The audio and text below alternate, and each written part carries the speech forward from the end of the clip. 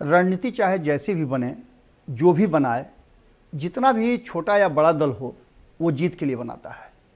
और जीत की रणनीति हार और जीत से अलग होती है, क्योंकि रणनीति इस बात को तय करती है कि आपका प्रयास कितना मन से हुआ है। बिहार देश में जो हो रहे चुनाव की तरफ तेजी से आगे बढ़ रहा है और इस तेजी में नीतीश कुमार की रणनीतियां लगातार बदल रही हैं। नीतीश कुमार को आपने पिछले एक महीने में देखा होगा कि कई बार वो चेंज हो रहे हैं और ये चेंजेस तब से और ज़्यादा हो गए हैं जब से ये INDIA गठबंधन की शुरुआत हुई है। नीतीश कुमार को ऐसा लगता है कि INDIA गठबंधन में वो सब कुछ कर पाएंगे और कभी ऐसा लगता है कि नीतीश कुमार कुछ भी नहीं कर पाएंगे, क्योंकि INDIA गठबंधन जो है वो नीतीश कुमार से दूरी बना रहा है या फिर मामला दूसरी तरफ शिफ्ट हो रहा है। इन सारी बातों को लेकर के जब चर्चाएं हो रही हैं तो 2 दिन पहले जब नीतीश कुमार कहते हैं कंधे पर हाथ रख करके तेजस्वी यादव के कि यही मेरा बच्चा है और यही आगे सब कुछ देखेगा, तो फिर से लोगों को ये चिंता होने लगती है। लोग सोचना शुरू कर देते हैं कि क्या नीतीश कुमार का ये रणनीति है। वही नीतीश कुमार 6 महीना पहले कहते हैं, जब पूछा जाता है कि क्या आप अपना उत्तराधिकारी तेजस्वी यादव को बना रहे हैं, तो कहते हैं नहीं, इस तरह की कोई बात ही नहीं है।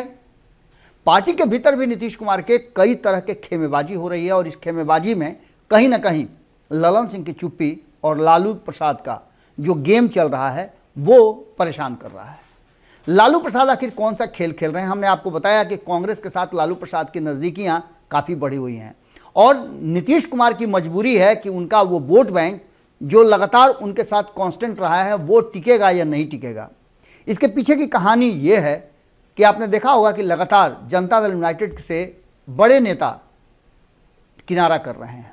सबका एक ही दावा है कि डूबती हुई जहाज हो गई है जनता दल यूनाइटेड, लेकिन नीतीश कुमार को अभी भी भरोसा है कि उनकी रणनीति और उनका जो रास्ता है वो सही जा रहा है।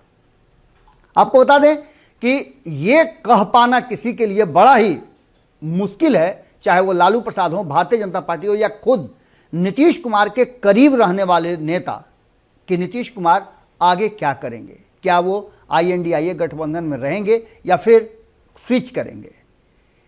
NDA गठबंधन में तो नीतीश कुमार के लिए रास्ता क्लोज करने की बात लगातार आ रही है, लेकिन वहीं दूसरी तरफ जो आप देख रहे हैं वहां नीतीश कुमार के लिए स्कोप बहुत कम होता नजर आ रहा है। नीतीश कुमार को INDIA गठबंधन ने कोई भी बड़ी जिम्मेवारी नहीं दी है, जबकि हम लगातार आपको बता रहे हैं, आपने देखा भी होगा कि नीतीश कुमार किस तरह से INDIA गठबंधन को बनाने में अपना दिन रात एक किए हुए थे। ललन सिंह और तेजस्वी यादव को लेकर के देश भर में भ्रमण किए और आज उसी नीतीश कुमार पर उंगली उठाई जा रही है। हालांकि ये उंगली पहली बार नहीं उठाई जा रही है, इससे पहले भी नीतीश कुमार को लेकर के संशय की स्थिति रही है, जिसकी गारंटी लालू प्रसाद ने दिया है। लेकिन लालू प्रसाद की गारंटी के बाद भी नीतीश कुमार पर भरोसा किया जाए या नहीं किया जाए ये अलग सवाल है। लेकिन नीतीश कुमार का वोट बैंक 2024 में बचेगा या नहीं बचेगा, हमने पहले भी खबर में आपको बताया था कि नीतीश कुमार को इस बात का भी डर है कि क्या MOI समीकरण का वोट उनके तरफ शिफ्ट होगा। ये सारी बातें घूम फिर करके नीतीश कुमार को एक नए फैसले की तरफ इशारा कर रही हैं। नीतीश कुमार जातीय गणना का रिपोर्ट आने के बाद काफ़ी विचलित भी हैं। हालांकि प्रदर्शन नहीं कर रहे हैं, लेकिन भीतर ही भीतर उनको अपना जनाधार खिसकता हुआ नजर आ रहा है। जहां एक तरफ आपने देखा कि लौकुश समीकरण नीतीश कुमार से दूर हो रहा है, वहीं गैर यादव OBC जो था वो नीतीश कुमार के साथ इंटैक्ट नजर आ रहा था, चाहे वो भारतीय जनता पार्टी के साथ रहने से हो या फिर नाराज चल रहा हो यादव समाज से, वो उनके साथ सटा हुआ था। लेकिन आज वही समाज उनसे नाराज चल रहा है, यानी कि नीतीश कुमार का जो वोट बैंक था उसमें से सेंधमारी और कहा जाए बिखराव जारी है।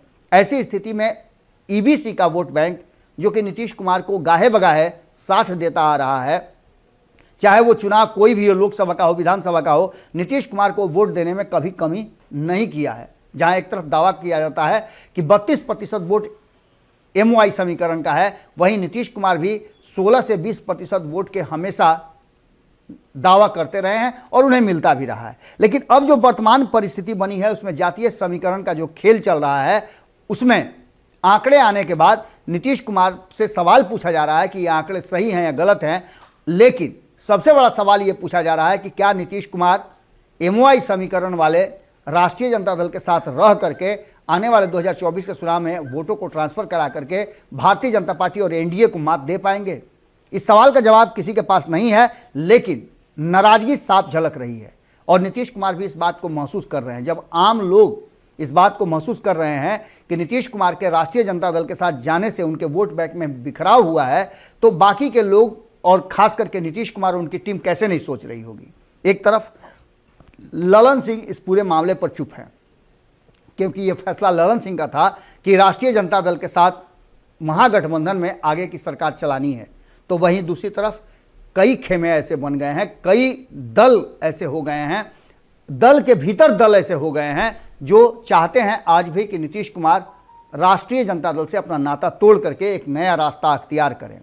अब ऐसी स्थिति में नीतीश कुमार के लिए बड़ा ही मुश्किल होगा और खास करके नीतीश कुमार, ललन सिंह की लगातार जो चुप्पी नजर आ रही है और लालू प्रसाद कांग्रेस के साथ मिल करके जो गेम प्लान रच रहे हैं वो नीतीश कुमार को परेशान कर रहा है। और इस पूरे मामले में एक बात तो साफ नजर आ रहा है कि ये पूरा का पूरा रिकॉर्ड और इतिहास बता रहा है कि नीतीश कुमार कभी भी कोई बड़ा फैसला ले सकते हैं। अगर ये वीडियो पसंद आई और वह बिहार के राजनीति और बिहारियत से सरोकार रखेनी तो सब्सक्राइब बटन दबा के चैनल के सब्सक्राइब कर ली।